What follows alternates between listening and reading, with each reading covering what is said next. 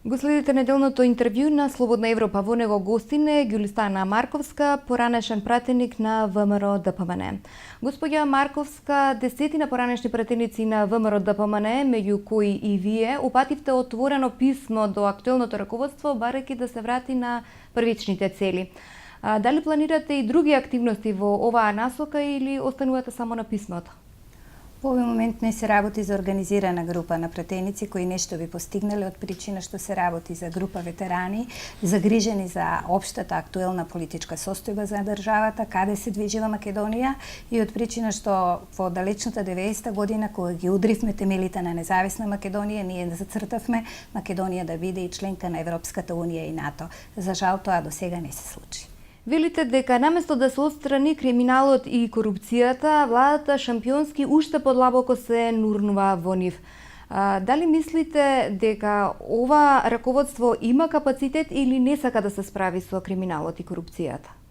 Да не заборавиме дека ВМРО ДПМН е многу голема и силна партија во која што членуваат голем број на луѓе и далеко од тоа дека нема капацитет да се справи со споменатата корупција која што е и по вертикална и по хоризонтална линија.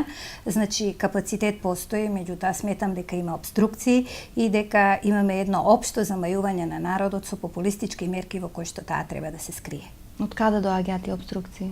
Тие обструкции доаѓаат од актуелното раководство на ВМРО ДПМН. Посочувате дека државата се наоѓа во една од најтешките политички и институционални кризи. Има ли излез од ваквата состојба?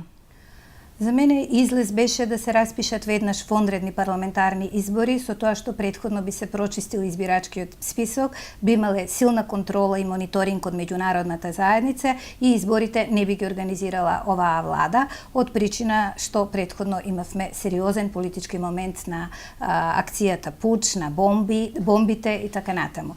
За жал се изгуби драгоцено време и излезот од сегашнава криза ги гледам само во избори кои што би биле фер, регуларни, праведни, кои што не би биле само легални, туку би биле и достоинствени од аспект на тоа да секој граѓанин гласа по своите убедување, а не заради одредена примораност, вработеност во администрацијата, вработен член во администрацијата или пак некои други повисоки цели.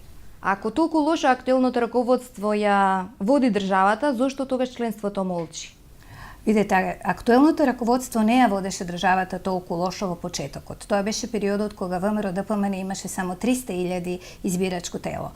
Тој број на гласачи понатаму се зголеми на уште повеќе, 500.000, тоа беше во далечната 96 година, 98 година, меѓутоа 2006 година, понатаму 2008 година, меѓутоа како што изборите се организираа предвремено, пред се на председателските, на парламентарните, на локалните, Македонија секои 2 години постојано живее од избори до избори. Процесот на успесите на владата веќе се ставени на специјални програми на македонската радио и телевизија, што представува ужасен напор за сите граѓани, бидејќи имам впечаток дека живееме континуирано во избори. Останатите партии не може да дојдат до израз и токму на тоа се должи неможноста граѓаните да си го кажат својот збор на изборите така како што мислат, да победи партијата која што најмногу би можела да оствари резултати. Но зашто членството молчи?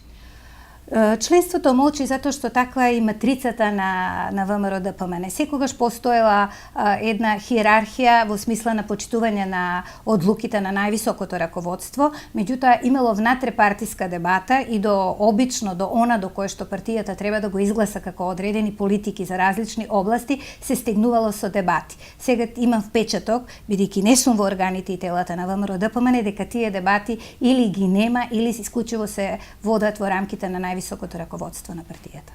Со критиките одите дури до таму што ја критикувате владата дека го уништува духот на граѓаните, што е причина за нивно масовно иселување. Што подразбирате под уништување на духот? Пред се мислам на духот на младите луѓе и конечно многу ми е драго што во Македонија заживеа граѓанскиот активизам и покрај тоа што од страна на владеачката партија истиот беше номиниран како некоја антипотна политичка партија. Во Македонија досега немаше граѓанско движење. Се огласија студентите, се огласија поедини граѓански движења и го охрабрувам тој потек да продолжи и понатаму, бидејќи не сите во Македонија сакаат да бидат членови на политичка партија. Меѓутоа сите сакаат нивниот глас и борбата за одредени начела, да биде слушнат од политичката партија и да биде во одредени политики преточен. Така да духот на младите малку во моментот е поткренат, меѓутоа има едно очајание, еден немир каде и во каква, дали стабилна и средена политичка држава ќе живеат, и токму заради тоа е масовно иселувањето на младите. Тоа лично мене и како мајка, и како родител, и како граѓанин на оваа држава сериозно ме загрижува. Актуелното раководство го критикувате во повеќе сегменти, дури и во делот на непреземањето еколошки мерки за загадувањето на градовите, непотребното градење па на ромско тркало, загадувањето на реката Вардари и така натаму. Дали сметате дека е конечно време да се посочат одговорните за ваквите состојби и да се постави прашањето на нивното останување во партијата? Видете, не е се толку лошо во градењето на оваа политичка структура. Максимално ги поздравувам напорите на владата да ја изгради инфраструктурата во Македонија, која долги години поред не беше градена, затоа што тоа градење на инфраструктура подразбира и економски развој. Меѓутоа, се она што ние во моментов го градиме е непродуктивна инвестиција за која што Македонија се задолжува и за која што, за жал, нема да плаќаме само ние, туку ќе плаќаат и идните генерации. Па реков, партиите се прилично затворени по тие прашања, не станува збор само за ВМРО ДПМН. Имам впечаток дека треба да се направи нов закон за политички партии во кој што покрај финансирањето на политичките партии ќе се одредат и одредени конвенции како и на кој начин ќе се избираат раководните лица, од причина што сега во овој момент сите партии, вклучително и ВМРО ДПМН, главната и носечка улога ја има лидерот на партијата. Бидејќи е тоа така, и најголемата одговорност е негова, вклучително на тоа и на членовите на извршниот одбор. Време е да одговорноста не биде во партијата биде со име и презиме, а да не биде на целата партија. Велите дека би сакале раководството да го зголеми својот демократски капацитет. Дали мислите дека осуствува слобода на внатрепартиската мисла и дали директно го посочувате председателот на партијата? Па, со оглед на тоа дека тоа е носител на целокупната активност, така како што е статутот на ВМРО ДПМН, сметам дека во овој момент најголемата одговорност нормално дека ја сноси лидерот на партијата. Она што би било интересно, бидејќи ВМРО ДПМН е демохристијанска партија, партија која што почива на принципите на демократијата, меѓутоа и на принципите на религиските норми, сметам дека одамна се нарушени принципите на таквото владење, дека е потребна промена на статутот во кој што би имало поголема внатрепартиска расправа и во која што би имал поголем демократски капацитет секој лидер, меѓутоа и членовите околу него. Зошто вие излеговте од политиката? Со Матичната партија веќе подолго време немам контакти, тие се повеќе од формален и официјален карактер, на прослави, на годишнини, меѓутоа излегов од партија дел по сопствена волја, од причина што сакав да се определам за мојата професија, бидејќи јас сум специјалист доктор офталмолог, дел и заради тоа што во тој период настана силна смена на генерациите кои што беа заменети со нови и млади кадри.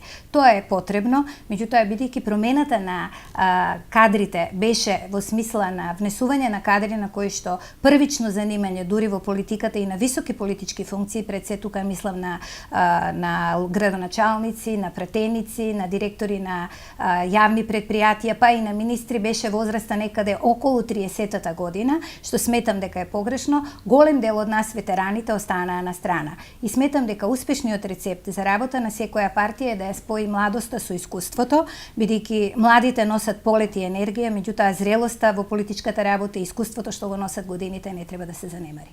Дали сега планирате повторно враќање во политиката со цел да ги смените проблемите во Матичната партија? Па јас имам политички понуди, би било коректно да ги кажам, се уште размислувам околу мојот понатамошен иден ангажман, се зависи од тоа како и на кој начин и каде ќе се движи Република Македонија. Нормално, како човек кој што има долгогодишно политичко искуство, загрижена сум за состојбите во Република Македонија и би сакала конечно после 25 години независност таа да ги задржи темелите на европска држава, успешно интегрирана во Европската унија и во НАТО. Планирате ли политички да се активирате надвор од Матичната партија или себе си се гледате во Матичната партија? Лично би сакала да се формира некаков блок, некое движење во кое што би било од граѓански карактер и во кое што членувањето не би било по линија на етницитет, туку би било смешан состав, односно во кое што македонците, албанците, турците, власите, ромите би биле на едно место и во кое што основна опција би била иднината и евроатлантската интеграција на Македонија би била на прво место. Ви благодарам на разговорот. Го следевте неделното интервју на Слободна Европа. До гледање.